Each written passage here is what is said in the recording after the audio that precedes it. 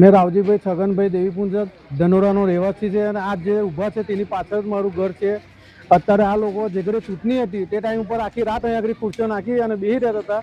અત્યારે કોઈ જોવા આવતું નથી અને અમારી એવી સમસ્યા છે કે જે કામ એ લોકોનું ગામનું હતું તે ટાઈમ ઉપર પૂરું કરી નાખ્યું અને પૂરું થયા પછી અમારું કામ આવ્યું, ચૂનાના પાટા પાડી ગયા, અમારા ઓટલા તોડાવરાયા કે તમારું થોડા ટાઈમમાં આરસીસી રોડ મંજૂર થઈ ગયો અને તોડાયા પછી કશું આવતું છે નથી। અત્યારે અમે માંગણી કરીએ છીએ તો કોઈ અમારું સાંભળતા નથી કે પેલો જાને પેલો જાને કે અરજીઓ કરી કરીને અમે થાકી ગયા સાહેબ, એટલે કોઈ અમારું સાંભળતા નથી। એટલે અમે ન્યૂઝ વાળાને બોલાવીને એક જ ફરિયાદ છે કે આટલું જલ્દથી જલ્દ અને કામ અમારું પૂરું કરે। આ ચોમાસાથી આવતા ચોમાસાની અંદર 6 મયત થઈ ગયા અમારા। ગયા ચોમાસામાં પણ આટલા ઘૂંટણ પાણીમાં અમે મયત લઈને ગયા પણ હજુ થતું નહીં। 2003 નો રોડ બંધાયેલો, અત્યારે 2026 ચાલુ થયો, હજુ રોડ આવતો નથી। અને એ રોડ જે આરસીસી છે તે અમારા વાઘરી વાર છે, અમારો ટીની અંદર જ છે, બાકી ગામની અંદર એની પછીના જે રોડ બંધાયા છે 4-5 વખત થઈ ગયા છે।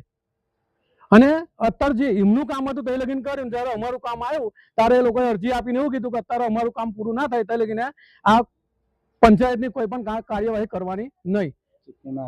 અને ચૂંટણીમાં હારી ગયેલા માણસ તે જ આ લઈને બેઠા છે અને એનું નામ છે ઉપેન્દ્રસિંહ પ્રવીણસિંહ ચૌહાણ ધનોરા।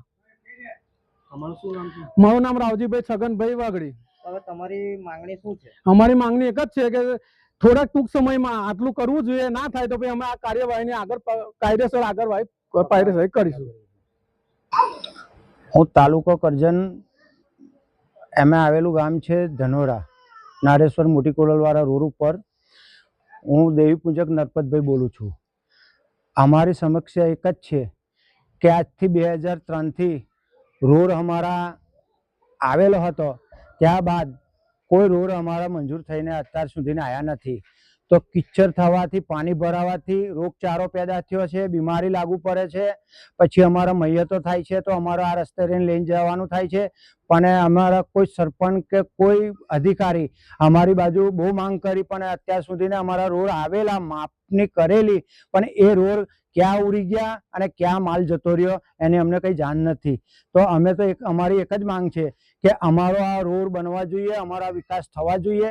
અને જે બી વ્યક્તિએ ગામનો નાગરિક છે એને એક ઉપેન્દ્રસિંહ પ્રવીણસિંહે અરજી આલેલ છે કે ગામ 108 ને 107 में કોઈ કાર્ય થવું જોઈએ ના, એ રીતની અરજી આલેલી છે। તો આપ સરકારને અમારી વિનંતી છે કે આમ નાગરિકના કહેવા પ્રમાણે તમે રસ્તા સુવિધા રોકાવો છો અને અમારા મૈયત થાય છે, અમારા ગંદકીમાં અમારે જઈને મૈયતને લઈને જવાનું થાય છે।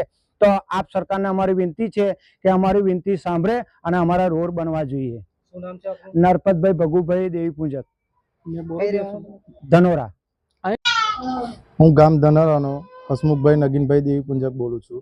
અમારે સરકાર પાસે એક જ માંગ છે કે અમારા ફળિયામાં પાણી ભરાઈ રહે છે, એના કારણે છોકરા બીમાર થાય, કોને ડેન્ગ્યુ થઈ જાય। આ લગભગ મહિના પહેલા મારા ભાઈનો છોકરો બી બીમાર થઈ ગયો હતો, તે લગભગ 20 દિવસ દવા ચાલી એની, તે ટાઇફોઇડ બતાવતા મચ્છરના કારણે ટાઇફોઇડ એને થઈ ગયો, તે હજુ રિપોર્ટ ને દવા બી ચાલે છે। તો અમારે ઘર વેરો બી ભરીએ, પાણી વેરો બી ભરીએ, અમારા ફળિયામાં સાફ સફાઈ નથી થતી કે રોડનું નથી આવતું। અમારે સરકાર જોડે એક જ માંગણી છે કે રોડ બનાવો, થોડો ઊંચો કરો તો પાણી ભરાય ના, એથી ચોખ્ખાઈ અને પાણીનો નિકાલ થાય। પાણીનો નિકાલ જ છે નહીં કઈ। નામ તમારું? હસમુખભાઈ નગીનભાઈ દેવીપૂજક, ગામ ધનોરા, નવી નગરી, દશા માતાના ફળિયામાં।